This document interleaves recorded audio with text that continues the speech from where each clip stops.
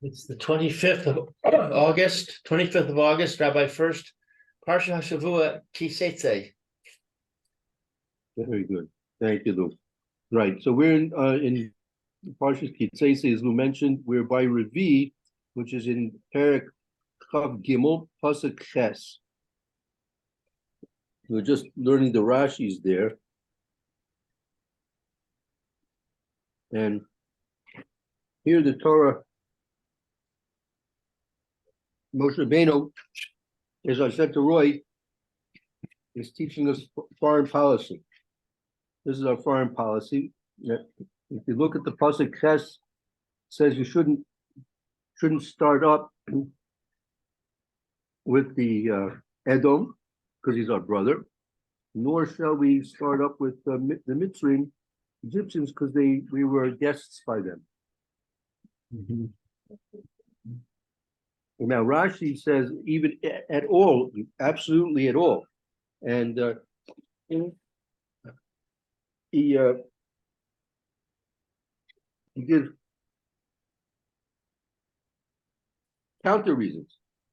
The counter reasons, you might think you have an excuse to do it, in spite of the fact that Edom is our brother, and in spite of the fact that we were guests by the Egyptians.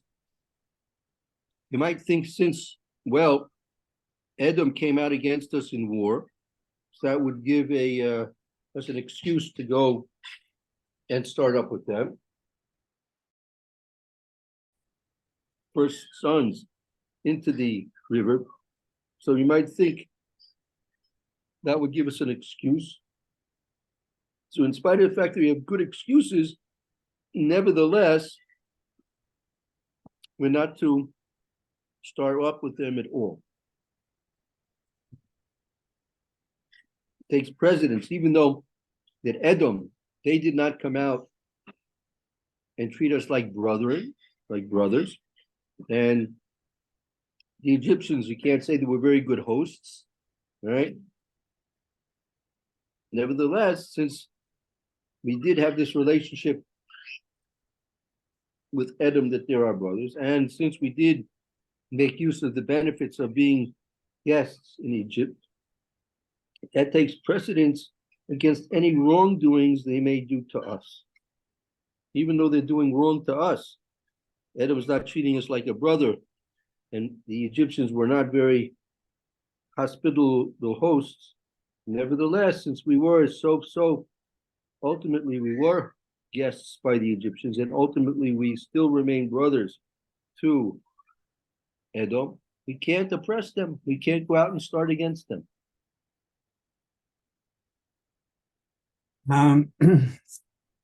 When he adds in the word, well, I've got here utterly. What word did you use? Like absolutely. I mean, absolutely. Yeah. So that means that it's not 100%. You can you can hate them or dislike them a bit. I mean, meaning apparently what's Rashi adding with this word legamri? Absolutely. Meaning, I think he's explaining to us like under all conditions. Meaning you might think you have an excuse. You might think there might be circumstances which would allow you to, but even in those circumstances, absolutely, you're not supposed to have any hatred for them. Right. And the reasons that he's given, there's some the other countries, I've forgotten their names now, that mistreated us, and yet they're our brothers. Right, Edom, right? Yeah, Edom and who else was that? Egypt, Mitzrayim. Yeah, no. I mean other countries, other people. Oh, we're going to get to them. We're going to get to them. We'll get to like Midian and Moab. Yeah, that's right. That's what I'm trying to think of. I'm sorry. So they're our related to us, aren't they? Right. So, Well, yeah, sort of right. In a certain way, right. all right. So maybe not as Not- closely as. Well, not like a brother. They are related. Yeah, Yeah. yeah, all right. True enough. True enough. Okay. Good. Yeah. We'll see if we have a chance to go into that. I'm not sure if I have a chance for that.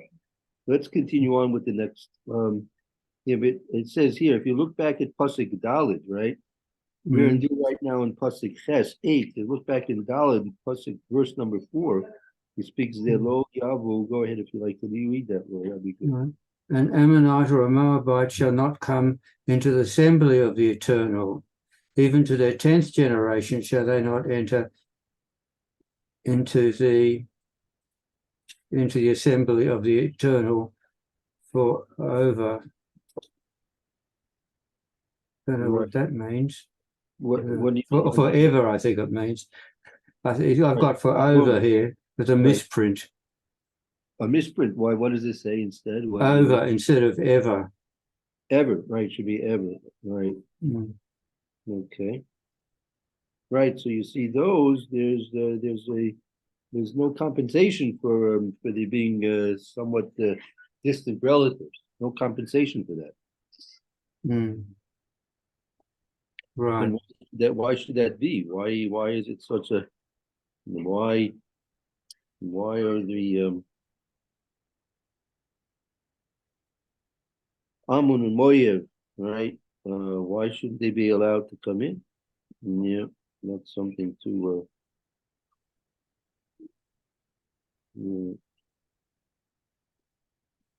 Maybe for the way that they're connected with us as against the way Edom is connected with us. yeah, well, Edom is like the direct brother, right? Mm. Moab and Ammon, that was the relationship that Avram had with Lot. Moab and Ammon were the sons of Lot, and Lot was a nephew of Abraham Avinu. Mm. Okay. Okay. And as the pasuk says that as even though they were somewhat related to Avram Avinu and therefore to the Jewish people, it says why they can't be allowed to come into the Kal Hashem at all ever, because in pasuk K, you take a look what it says there. In Pasuk, what did you say? The fifth verse. The fifth one. Yeah. Because they met you not with bread and with water in the way when you came forth out of Egypt, and because the son of Beor, of Pethor, of Mesopotamia, to curse you. I mean, Even, yeah. that's a big kiddush, even though Bilam wasn't successful, right? Mm-hmm.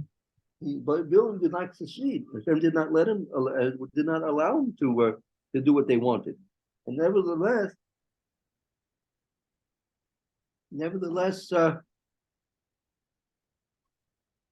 that's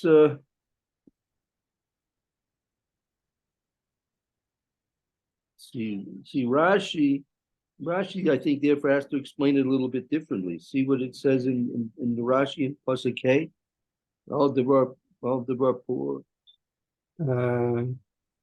In 4 and 5 or 5. Five. The bear may be translated because of the word, that is, because of the advice which they gave you in order to entice you to sin. Right. So it's not that he tried. The pasuk is saying because they hired Bilam to curse, but the Rashi is saying that it's because of the advice that Bilam and gave to Moab, and they caused us to sin, which will be a follow-up. Let's take a look. Take a look now in the next pasuk. Go back to now.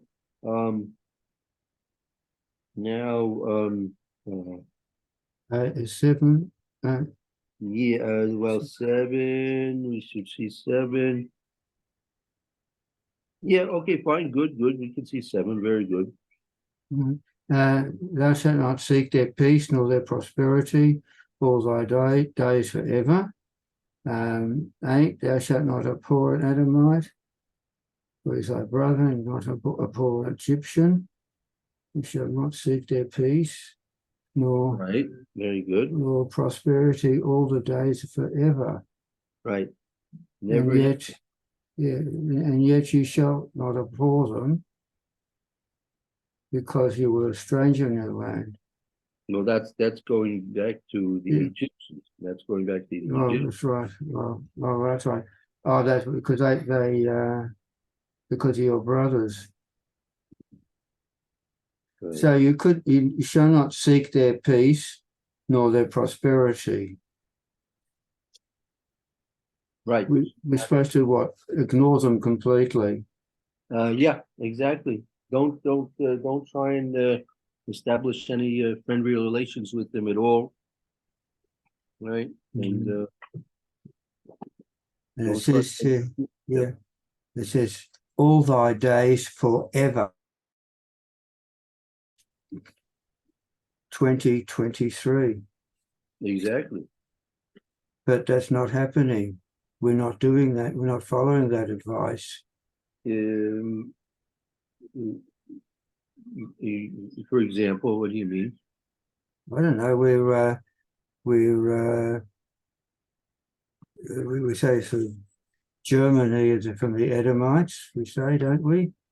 Could be, yeah. And so we've got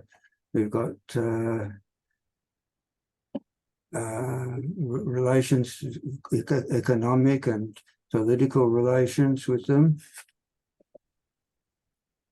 quite deep, and other such countries. Right. So one answer to what you're asking is, when Sennacherib, the king from Babel, came and he conquered the world, so he intentionally mixed all the people of the world together around, and he changed where they lived, and he changed many of their customs and their cultures. So now we don't really know who's who these days. Meaning, if it would be that we would know positively that this person or these people are from these nations, we would probably be required to follow the laws of the Torah in this case. But since the peoples of the world have been mixed together, and now it's not known who is who, we're not necessarily careful about these laws at this point. That's the Gemara mentions. Okay. All right. Let's continue on with the next pasuk. Which is what, 9? Oh no, 10. Yeah, that would be 9 because we did 8 already. Let's see 9. All right. The children that are born to them may come into the assembly of the Eternal in their 3rd generation. So I want to sort of water down their sins. Right, into the 3rd generation it's allowed at that point. This is referring to Egyptian, right? In Egyptian, right? Right? All right. Very good.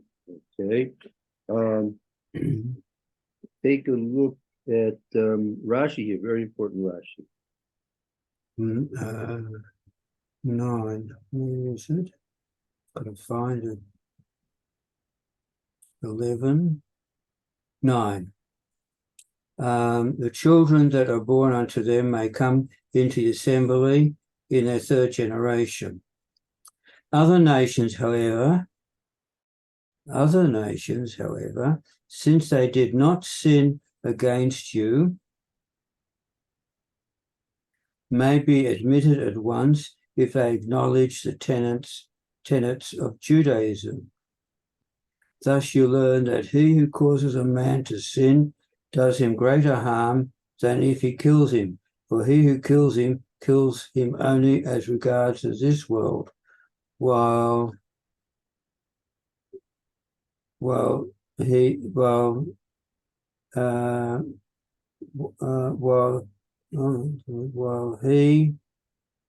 who causes him to sin puts him out of the world and the world to come, of this world and the world to come.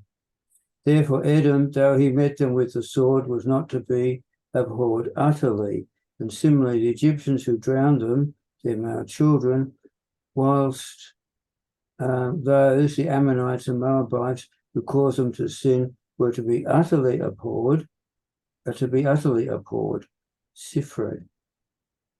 So this is worth going over and reviewing again. We'll discuss the basic yesod, the basic principle here. Then we'll see again how Rashi uses these psukim to illustrate the principle.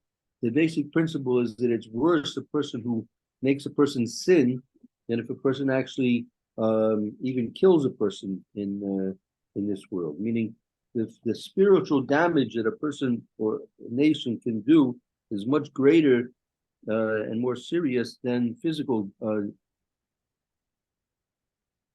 damage that a person or a nation can do.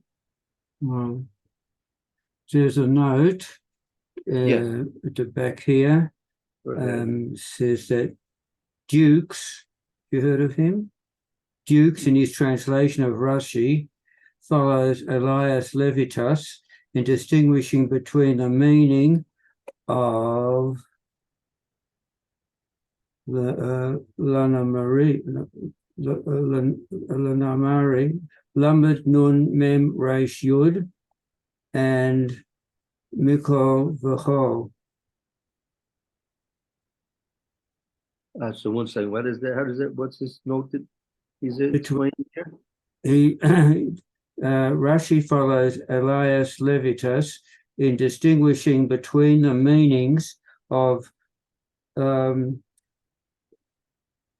it's Gimel, Lagmari, Lamed Gimel, Mem Reish Yud. Don't know what. And Mikol. The former denotes entirely. Oh, right. Okay. All right. The former denotes entirely. That's the Gemara, I suppose. And the other one, Mikol V'chol, utterly. Text means you shall entirely not abhor the Edomite. That is, not abhor him at all. You shall not abhor an Egyptian utterly, but you may abhor him to a certain degree. According to Dukes, Rashi holds the same view regarding a certain halacha as does the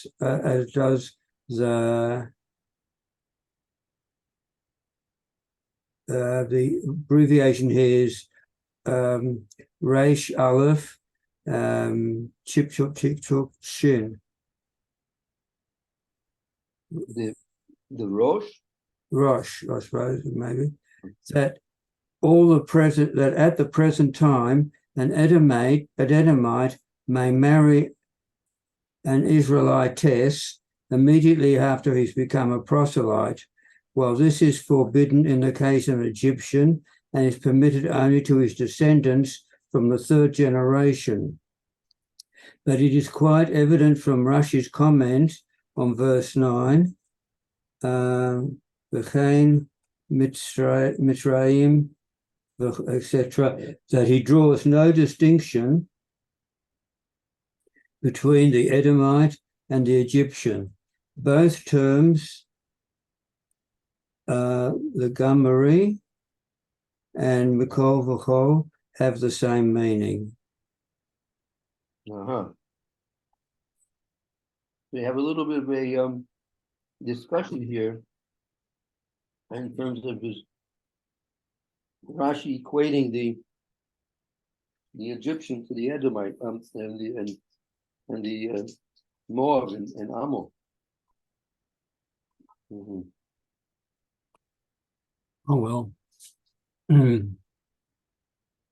All right, we'll have to leave that for a little bit more detailed discussion. Mm.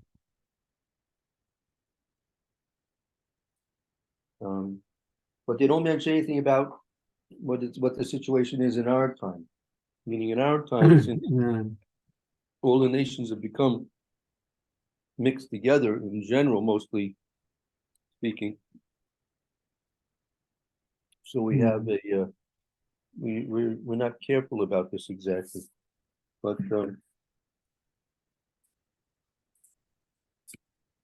yeah, like what the people who are called Egyptians are not really what the Torah is referring to as Egyptians.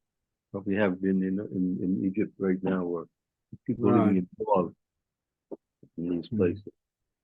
A lot of these people have been displaced. The original people, I believe, the original people have been displaced, and substitute populations have been settled on their lands. Mm. Mm.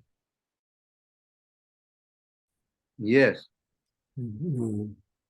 yes. The Gomor and Brachos discusses this point. Mm.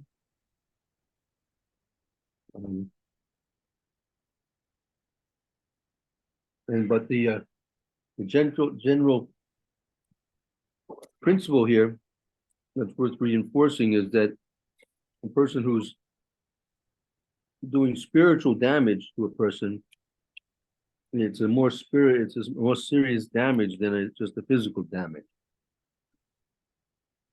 Right.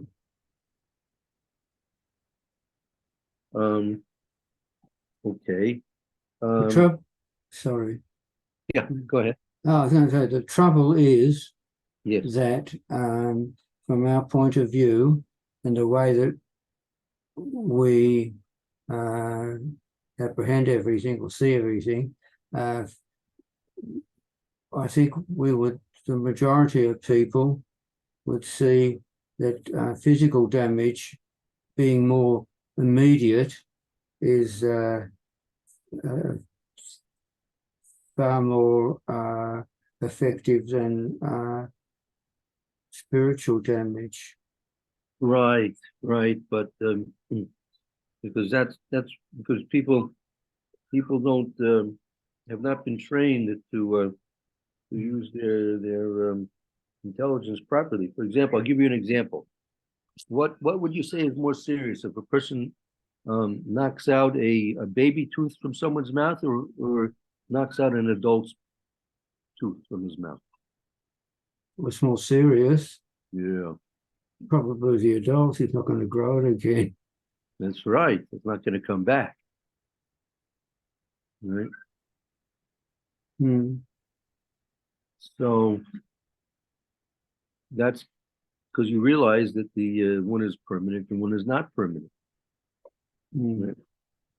So simply speaking, also physical damage is not permanent. There'll be an end to the physical existence, and it's the end of the physical damage.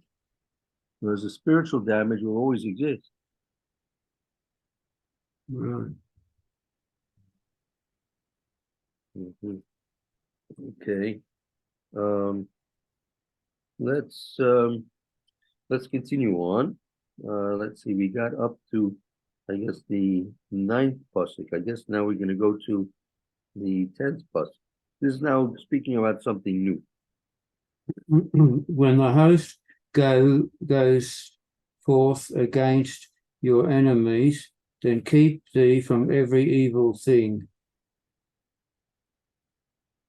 If there be among you any man that is not clean by reason of uncleanliness, that chances him by night, then he shall go abroad out of the camp. He shall not come with. But it shall be when evening cometh on, he shall lave himself with water, and when the sun is down, he shall come into the camp again.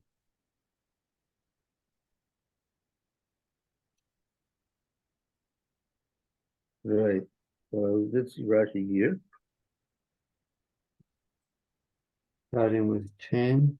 When the host goes forth against thine enemies, then keep thee from every evil thing, because Satan accuses men in times of danger. Right. So this is another very important principle. We have to be careful, right? The Apostle's talking about going out to war. So that's a very high risk in going out to war, a lot of risks involved.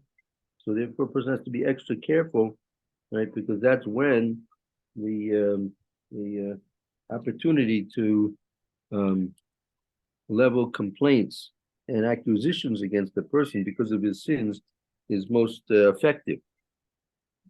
Mm-hmm.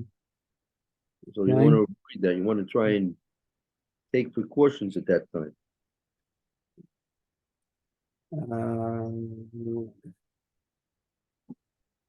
See Rashi on that verse and our note thereon. 11. If there be among you any man that is not clean by reason of uncleanliness, that chances him by night. By night, Scripture speaks of what usually occurs, but the law applies also if the uncleanliness happens at daytime, says Sifri. Even during the day. In normal cases, when it's at night, but can it be applicable even during the day too, if it so occurs? Then he shall go abroad out of the camp. This command, he shall not come within the camp. This is a command. He shall not come within the camp. There's a note to this. This is a prohibition, says Sifri.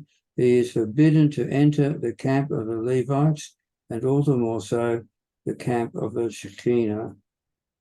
Mm-hmm.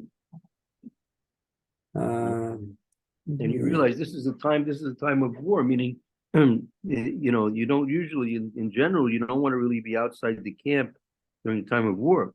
Inside the camp, you're somewhat protected, right? Mm-hmm. Outside the camp, even a little bit outside the camp, you lose the protection of the people around you. And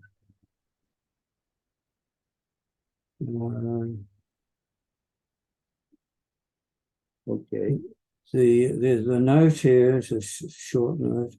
Yeah. The meaning is not, if there be among you any man that is not clean and goes out. The meaning is not, if there be among you any man that is not clean and goes out abroad out of the camp, then he shall not come within the camp. That's not the meaning. Okay, can I hear that again?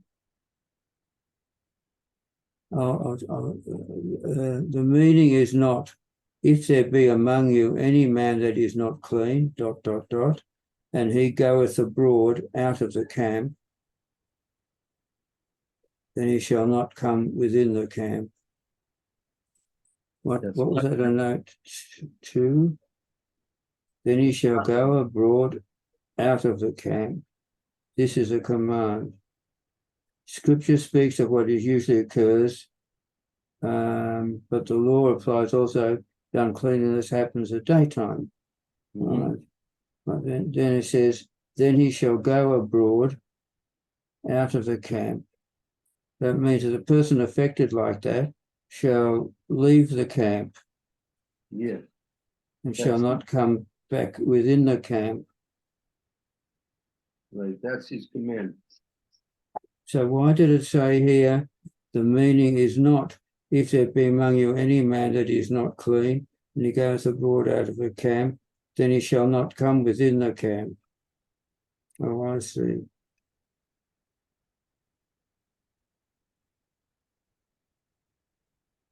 He shall, oh, I don't know, it's a bit confusing. It's not explained enough. The note makes it a bit difficult. I think I'd ignore it. See, Because if you prefer, but I think what it's mentioning here is that we shouldn't get we shouldn't make a mistake and think that it's actually only speaking about what happens to be the normal case, which is at night. But even if it would occur during the day, you would still be commanded to leave. okay. All right.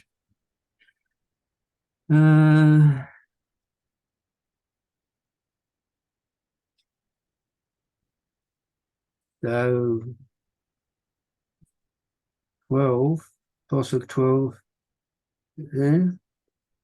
But it shall be when the evening come on, he shall wash himself with water, lave himself with water, and when the sun is down, he shall come into the camp again.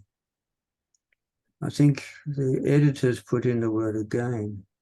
You shall have a place also outside the camp, whither thou shalt go forth abroad. And thou shalt have a pin upon thy weapon, it shall be when thou wilt ease thyself abroad, thou shalt dig therewith, and shalt turn back and cover that which cometh from thee. Anyway, yeah, just about normal hygiene.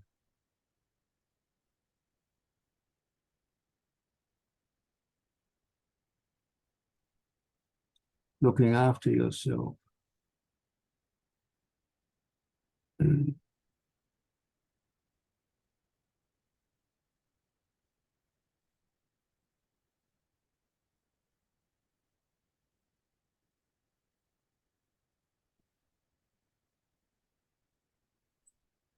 What do we see from this? It's just attacking. It's just giving you normal hygiene procedure. Right. Well, actually, I mean, it's telling you Matan and Kodesh. It's also telling you something spiritual as well. Hmm. Yeah, let's take a look. Take a look at the Parsha.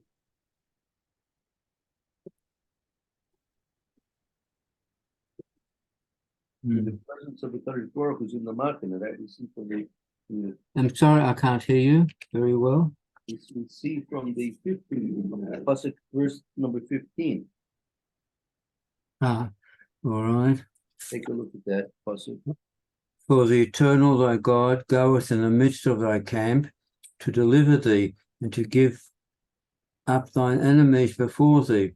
Therefore shall thy camp be holy, that he see no nakedness of anything in thee and turn away from thee.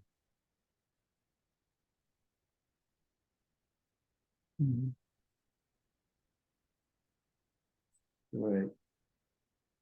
Okay. And, yeah, if any sort of king or something is about to come to you or to visit your town, you clean it up, you plant flowers, or you stick them in pots, and you paint and so on, and make the place look really great for a few minutes. Right, that's true. Sometimes the flowers last a few weeks. Yes. All right. Very good. Okay. Thank you, Roy. Very good. All right then. Thank you. Have a nice Shabbos. Thank you too. Have a well. lovely Shabbos as well. And we'll hope to see you at the beginning of next week. Yep. Great. Sunday. Okay. All right.